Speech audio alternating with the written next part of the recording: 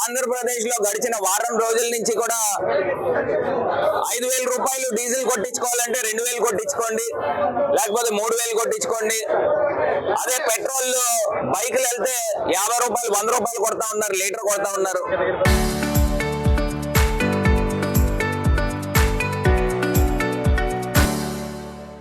అసలు ఈ కొరత ఎందుకు వచ్చింది అని అడుగుతా ఉన్నా.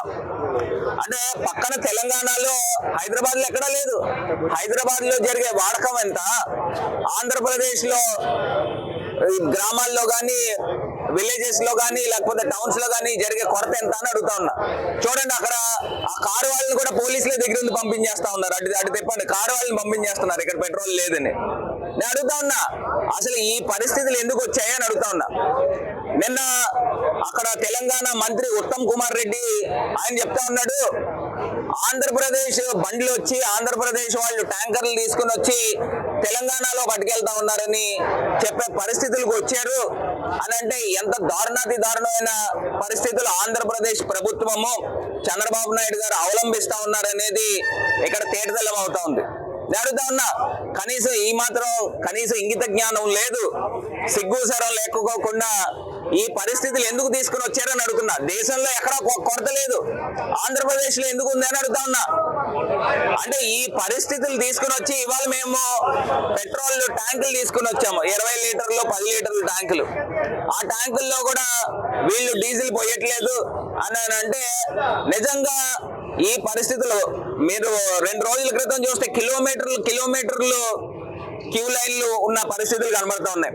నేను అడుగుతా ఉన్నా, వరి కోతలు, రైతాంగము, ఆక్వా రైతులు వీళ్ళంతా కూడా పని అయ్యేది డీజిల్ పైన. మరి వీళ్ళందరూ కూడా ట్యాంకర్లే కదా తీసుకుని వచ్చేది, 20 లీటర్లు 30 లీటర్ల ట్యాంకులు తీసుకుని వచ్చి ఫిల్లింగ్ చేసుకుని వాళ్ళు అక్కడ జనరేటర్స్ నడుపుతారు. మరి ఈ కొరత వచ్చిందని అంటే ఎంత హీనాతమైన పొజిషన్ లో ఆంధ్రప్రదేశ్ రాష్ట్ర ప్రభుత్వం ఉంది అనేది ప్రజల్ని ఒకసారి అవగాహన చేసుకోమని కోరుతా ఉన్నాం. ఇదేదో మేము ధర్నా కార్యక్రమము ఉత్తిగా చేయట్లా, ప్రజల పక్షాన్ని నుంచుని పోరాటం చేస్తున్నాం. వీళ్ళకి ఇప్పటికైనా బుద్ధి వచ్చి ఈ కొరత రాకుండా అరికట్టే కార్యక్రమం చేస్తారు. తెలంగాణ మంత్రి చెప్తా ఉన్నాడండి, ఆంధ్రప్రదేశ్ నుంచి ట్యాంకర్లు తీసుకుని వచ్చి మా దగ్గర నుంచి ఆయిల్ పట్టుకెళ్తా ఉన్నారు. ఇంకొక దారుణమైన విషయం చెప్పమంటారా, భారతదేశ వ్యాప్తంగా అత్యధిక రేట్లు డీజిల్ గానీ పెట్రోల్ గానీ నంబర్ 1 పొజిషన్ లో ఉన్నది ఆంధ్రప్రదేశ్ రాష్ట్రం. ఫస్ట్ ప్లేస్, హైయెస్ట్ రేట్లు. అసలు ఇంత దారుణాతి పరిస్థితులు ఆంధ్రప్రదేశ్ రాష్ట్రంలో వచ్చింది అని అంటే అసలు ఏ స్థాయిలో ఉందనేది కూడా ప్రజల్ని అవగాహన చేసుకోమని కోరుతా ఉన్నా. ఇప్పటికైనా చంద్రబాబు నాయుడు గారు మీరు రివ్యూలు చేయండి.